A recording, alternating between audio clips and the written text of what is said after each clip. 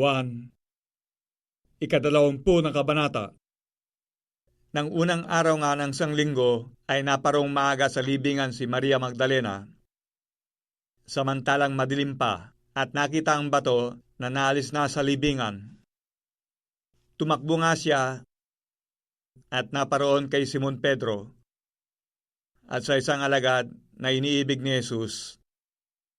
At sa kanila'y sinabi, "Kinuha nila sa libingan ang Panginoon at hindi namin maalaman kung saan nila siya inilagay." Umalis nga si Pedro at ang isang alagad at nagsitungo sa libingan. At sila'y kapwa tumakbo magkasama, at ang isang alagad ay tumakbong matulin kaysa kay Pedro.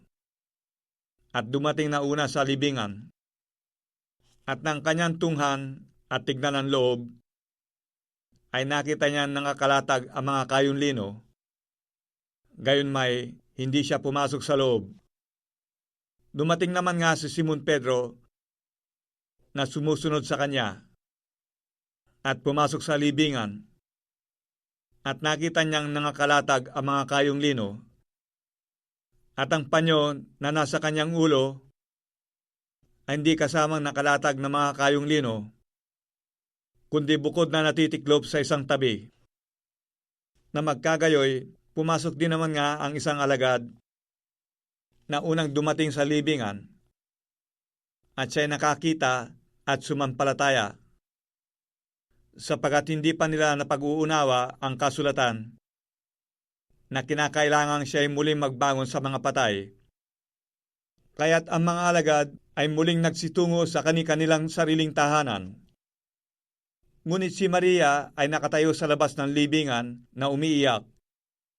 Sa gayon, samantalang siya'y umiiyak, siya'y yumuko at tumingin sa loob ng libingan. At nakita niya ang dalawang anghel na nararamtam na nangakaupo. Ang isa'y sa ulunan at ang isa'y sa paanan, na kinalalagyan ng bangkay ni Jesus. At sinabi nila sa kanya, "Babae, bakit ka umiiyak?" Sinabi niya sa kanila, "Sapagkat kinuha nila ang aking Panginoon, at hindi ko maalaman kung saan nila inilagay siya."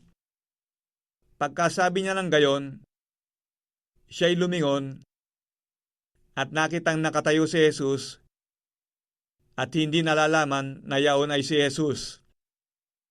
Sinabi sa kanya ni Jesus, "Babae, bakit ka umiiyak? Sino ang iyong hinahanap?" Siya, sa pagkaakalang yao'y maghahalaman, ay nagsabi sa kanya, "Ginoo, kung ikaw ang kumuha sa kanya, ay sabihin mo sa akin kung saan mo siya inilagay, at aking siyang kukunin." Sinabi sa kanya ni Jesus, "Maria." Lumingon siya, at nagsabi sa kanya sa wikang Hebreo, "Rabboni," na ang ibig sabihin ay guro. Sinabi sa kanya ni Jesus, "Huwag mo akong hipuin, sapagkat hindi pa ako nakakaakyat sa Ama. Ngunit pumaroon ka sa aking mga kapatid, at sabi mo sa kanila, aakyat ako sa aking Ama at inyong Ama, at aking Diyos at inyong Diyos." Naparoon si Maria Magdalena at sinabi sa mga alagad, "Nakita ko ang Panginoon," at kung paanong sinabi niya sa kanya ang mga bagay na ito.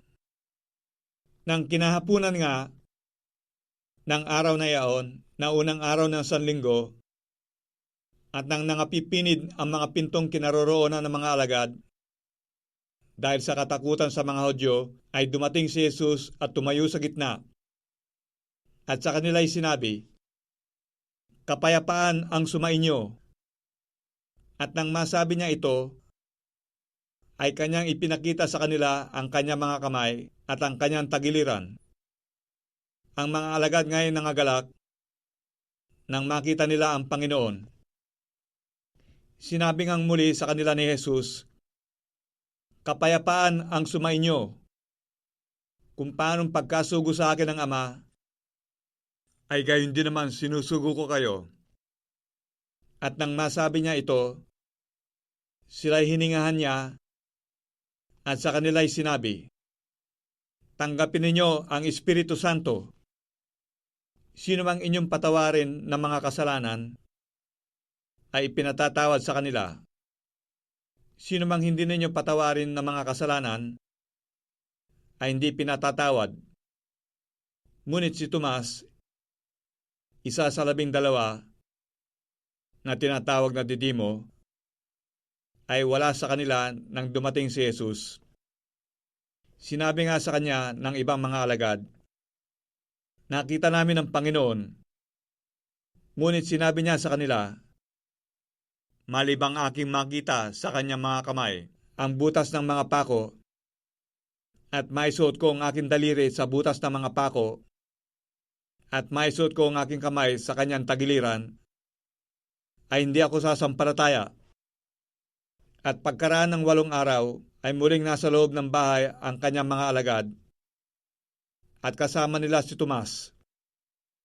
Dumating si Jesus nang nangapipinid ang mga pinto, at tumayo sa gitna, at sinabi, "Kapayapaan ang sumainyo."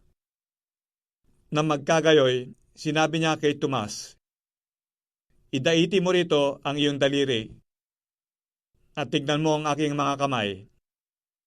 At idaiti mo rito ang iyong kamay, at isuot mo siya sa aking tagiliran. At huwag kang di mapanampalatayahin, kundi mapanampalatayahin." Sumagot si Tomas, at sa kanya'y sinabi, "Panginoon ko at Diyos ko." Sinabi sa kanya ni Jesus, "Sapagat ako'y nakita mo, ay sumampalataya ka. Mapapalad yaong hindi nakakakita, at gayon may nagsisampalataya." Gumawa rin nga si Jesus ng iba't ibang maraming tanda sa harap ng kanyang mga alagad, na hindi nangasusulat sa aklat na ito. Ngunit ang mga ito ay nangasulat upang kayo'y magsisampalataya na si Jesus ay ang Kristo, ang Anak ng Diyos, at sa inyong pagsampalataya ay magkaroon kayo ng buhay sa kanyang pangalan.